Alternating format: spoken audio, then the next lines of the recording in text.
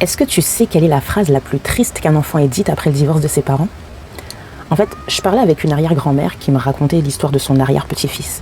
Ses parents se sont séparés quand il avait 3 ans et un jour, il lui a dit « Tu sais, grand-maman, je pense que je serai jamais plus heureux. » Et elle lui a demandé pourquoi. Et en fait, il a répondu que quand je suis chez papa, je suis heureux, mais je suis quand même un peu triste parce que maman me manque. Et quand je suis chez maman, je suis heureux, mais pas totalement. Parce que quand je pense à papa, ça me rend triste. Alors je pense que je serai jamais complètement heureux. Et tu sais, depuis quelques temps, j'entends aussi souvent cette phrase de personnes qui ont décidé de se séparer et limite pour justifier leur choix, ils disent mes enfants préfèrent avoir une maman heureuse séparée qu'une maman malheureuse en couple. Et franchement, je comprends ce qu'elles veulent dire.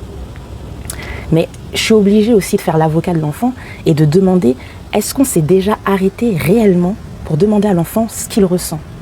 Et pas en supposant pour lui, pas en pensant que ça va aller, qu'il va finir par s'habituer.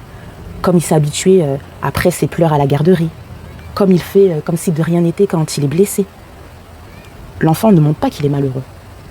Et dans ce cas précis, il est en train de comprendre, ou en tout cas il essaye d'expliquer qu'il ne pourra plus être heureux avec ses deux parents en même temps. Et je crois que c'est là que la différence se fait.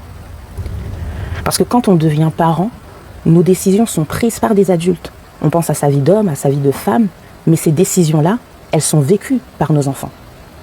Et parfois, à force de vouloir réparer notre propre souffrance, on peut passer à côté de la leur, alors qu'eux n'ont jamais eu le choix.